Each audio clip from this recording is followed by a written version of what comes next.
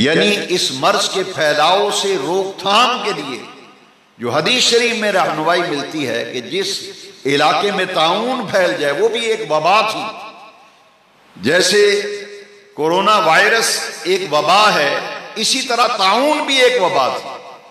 اور حدیث بنی اسرائیل قوم میں بھی طاعون تھا، اس سے پہلی قوموں کے اندر بھی طاعون کی بیماری تھی۔ تو حدیث شریف سے رہنمائی ملتی ہے کہ جس علاقے میں یہ مرض ہو وہاں کے لوگ باہر نہ جائیں اور باہر کے لوگ اندر نہ جائیں، یہ احتیاطی تدابیر۔ اور جس اونٹ کو خارش زدہ اونٹ جو ہے اس کو فرمائے اس کو الگ کر دے، باقی اونٹوں سے الگ کر دے۔ گویا کہ حفاظتی تدابیر جو ہیں وہ ہمیں لازماً اختیار کرنی چاہیے، لیکن اس حوالے سے نماز بھی موقوف کر دینا اور جمعہ بھی موقوف کر دینا اس کی شرعاً اجازت نہیں ہے۔ بعض ایسے عذر ہوتے ہیں جن عذر کے پیش نظر شرعی حکم صادر ہوتا ہے، اس وقت جو ہماری یہ عذر ہے اسے عذر موہومہ کہتے ہیں فقہ کی زبان میں اور شریعت کی اصطلاح میں، یعنی اس بیماری کے پھیلنے کا خدشہ اور اندیشہ ہے، اس وجہ سے اسے کہتے ہیں کہ ایسا عذر جو عذر موہومہ ہو، قطعی عذر نہیں ہے، لیکن ظاہر بات ہے کہ وبائی مرض ہے، اس لیے حفاظتی تدابیر کے پیش نظر یہ ہے کہ جیسا کہ یہ کہا جا رہا ہے کہ جمعے کے 2 فرض پڑھیں اور گھروں میں جا کر کے نماز پڑھیں، گھر سے پڑھ کر کے آئیں، یہ حفاظتی تدابیر اختیار کرنے میں حرج نہیں، جبکہ حضور کی حدیث شریف بھی ہے، نبی کریم علیہ السلام نے فرمایا اپنے گھروں کو قبرستان نہ بناؤ، گھروں میں نماز پڑھا کرو، قرآن پڑھا کرو، نفل پڑھا کرو۔ اس لیے فضیلت اور درجہ کے اعتبار سے یہ بھی حکم ہے کہ سنتیں اپنے گھر سے پڑھ کے آؤ اور مسجد میں آ کر کے جماعت سے نماز پڑھو۔ حفاظتی تدابیر اس اعتبار سے ان تمام تدابیر کو اختیار کرنا یہ عین شرعی تقاضوں کے مطابق ہے۔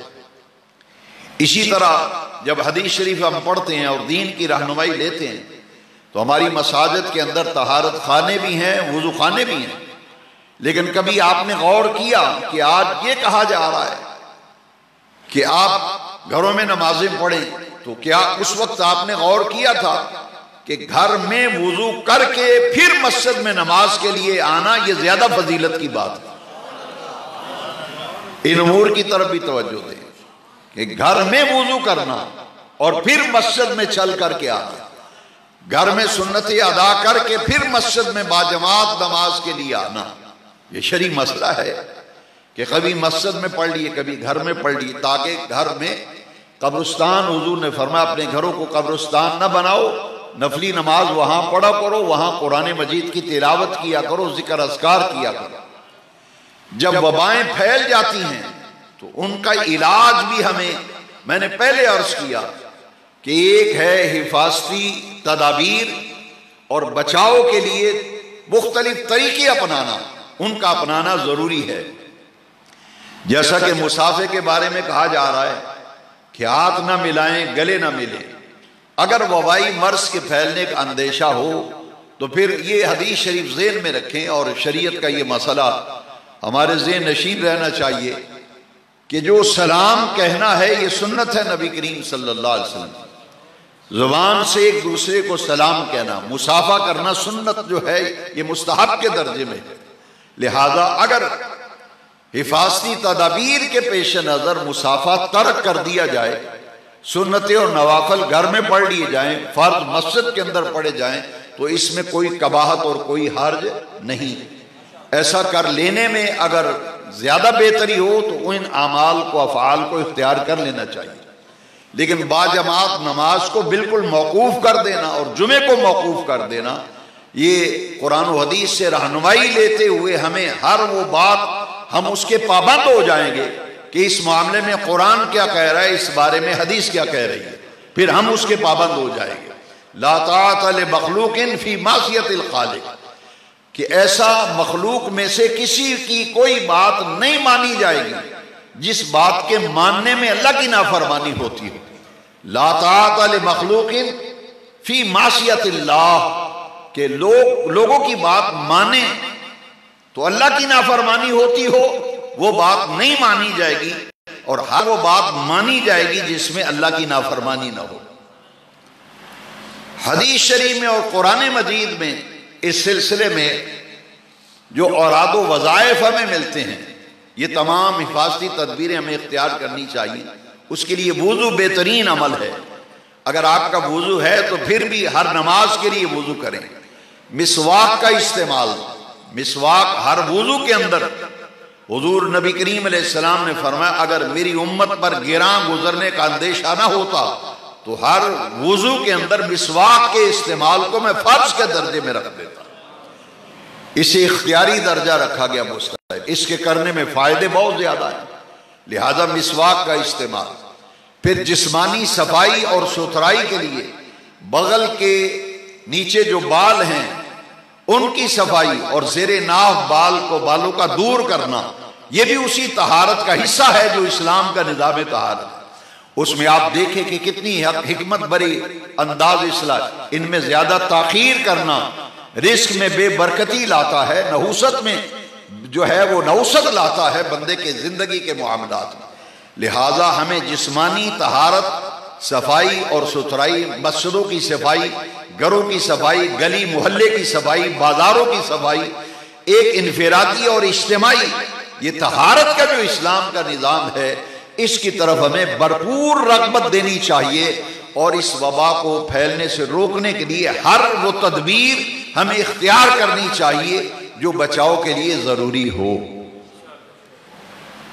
ایک رجوع الی اللہ، دوسرا استغفار، اور تیسرا اپنے آقا کریم صلی اللہ علیہ وسلم پر کثرت سے درود شریف پڑھنا، کثرت سے درود شریف پڑھنا۔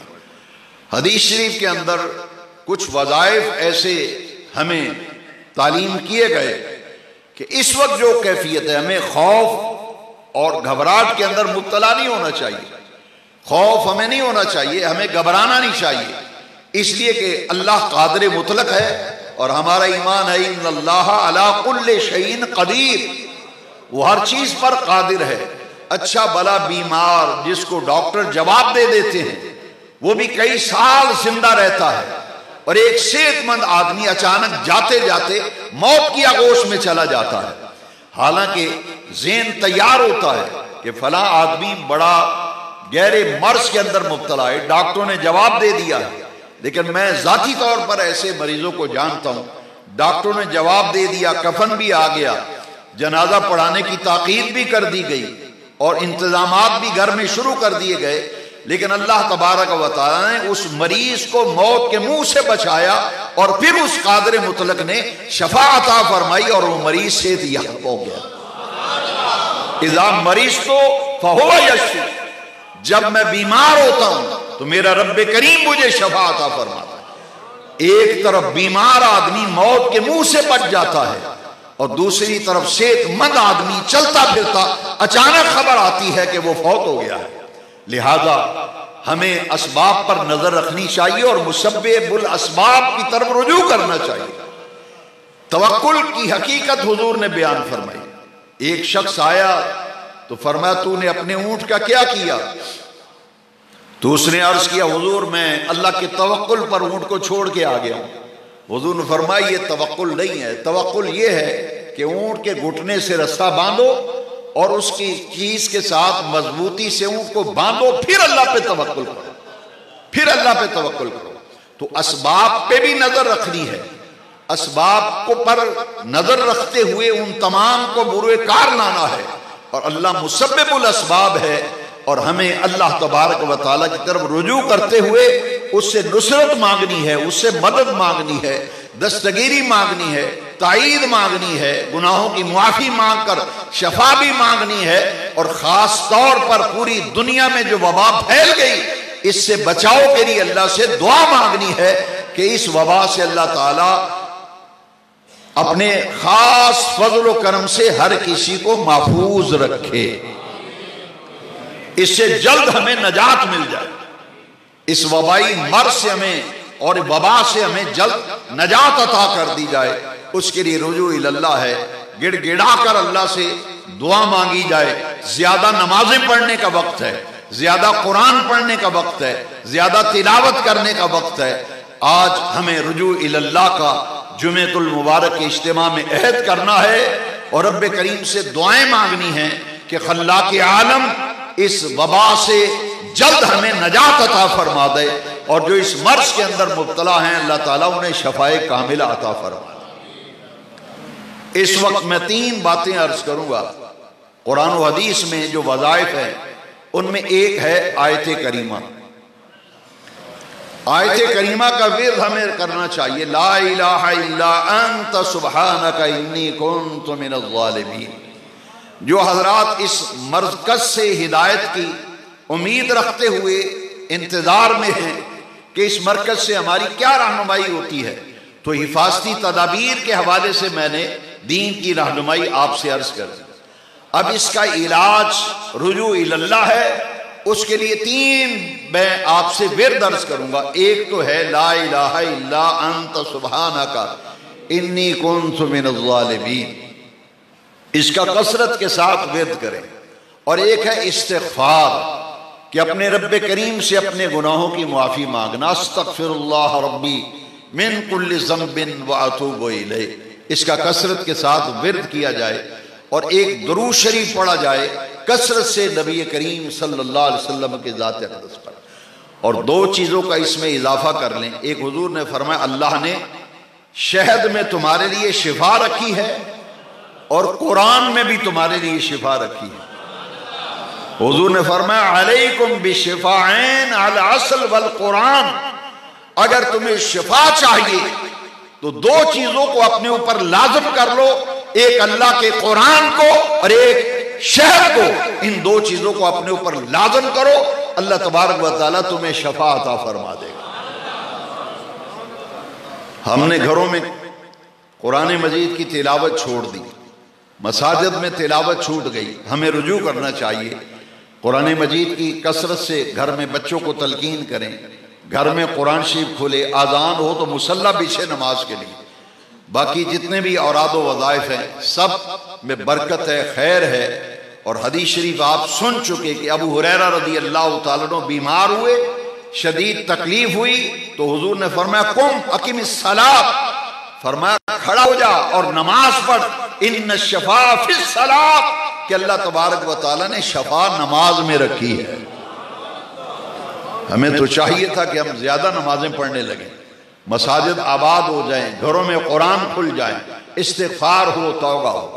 اور آخری بات جو کہنا چاہتا ہوں بڑی اہم ہے، بڑی اہم، وہ ہے صدقہ اور خیرات۔ یہ جو وبائی کیفیت ہمیں خوف کے اندر مبتلا کیا ہے، ہمارے اندر گھبراہٹ پائی جا رہی ہے، ہر بندہ تشویش کا شکار ہے، اس کا ایک علاج صدقہ ہے۔ اور یہ حدیث میں پچھلے جمعے غالباً عرض کر چکا ہوں کہ حضور نے فرمایا اپنے بیماروں اور اپنے مریضوں کا علاج صدقے اور خیرات سے کرو، لہذا گھر سے نکلتے وقت روزانہ صدقہ کریں کہ یہ جو وبا آئی ہے اس کی نیت سے صدقہ کریں۔ جمعہ پڑھنے کے لیے آئیں تو مساجد کی خدمت کریں تاکہ اللہ تبارک و تعالیٰ کی بارگاہ میں اس کے دیے ہوئے مال سے خرچ کیا جائے۔ تو حضور نے فرمایا اپنے بیماروں، اپنے مریضوں کا علاج صدقے اور خیرات سے کرو۔ رجوع اللہ، ورد و وظائف، ذکر الہی، کثرت درود پاک، اور اس کے ساتھ ایک چیز کا اضافہ کر لیں، صدقہ اور خیرات۔ اپنے گھر سے نکلیں تو صدقہ کر کے نکلیں، اللہ تبارک و تعالی ہمارے حال پر رحم فرمائے۔ فجر کی نماز کی جماعت ہو رہی ہے تو اکثر لوگ سنتیں پڑھتے ہیں کہ یا صحیح ہے۔ اگر جماعت کھڑی ہو جائے تو آدمی کو یقین ہو کہ میں سنتیں پڑھ کے جماعت کے ساتھ شامل ہو جاؤں گا تو پھر اس کو جماعت کے ساتھ شامل ہو جانا چاہیے۔ لیکن اگر یہ گمان ہو کہ میں سنتیں پڑھوں گا تو جماعت نکل جائے گی، پھر وہ جماعت کے ساتھ شامل ہو جائے۔ لیکن سنتیں ایسی جگہ پڑھنی چاہیے جیسے مسجد میں اگر اندر نماز ہو رہی ہے تو برآمدے میں سنتیں پڑھ لیں، کسی ایسی جگہ جو تھوڑا سا فاصلہ ہو۔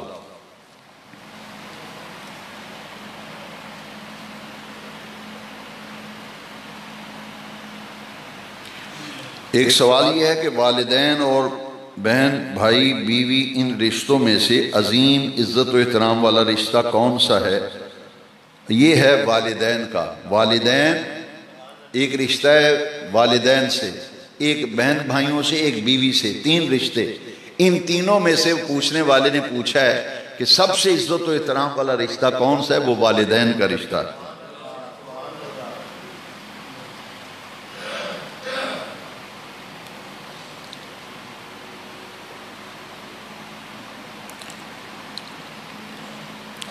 جو آدمی کسی کو قتل کرتا ہے کیا وہ اللہ کے حکم سے قتل کرتا ہے؟ یہ سوال بڑا موہوم ہے۔ جب کوئی کسی کو قتل کرتا ہے تو اپنے ارادے سے قتل کرتا ہے۔ اللہ تعالیٰ نے ہر کسی کو خیر اور شر دونوں چیزیں انسان کے سامنے رکھ دی ہیں، نیکی کے کام بھی اور گناہ کے کام بھی۔ جب کوئی گناہ کرتا ہے یا کوئی بھی عمل ایسا کرتا ہے تو وہ اپنے ارادے سے کر رہا ہے، وہ اپنے ارادے سے کر رہا ہے۔ اللہ تعالیٰ نے دونوں چیزیں اس کے سامنے رکھ دی۔ یہ اللہ کی فرما برداری کا راستہ ہے، یہ نافرمانی کا راستہ ہے۔ جو نافرمانی کا عمل کر رہا ہے تو یقیناً اس کا اپنا عمل و ارادہ ہے، اس کے سامنے تو دونوں چیزیں ہیں۔ لہٰذا جو بدی اور گناہ کا ارتکاب کرتا ہے وہ خود اس کا ذمہ دار ہوتا ہے۔ وآخر دعوانا الحمد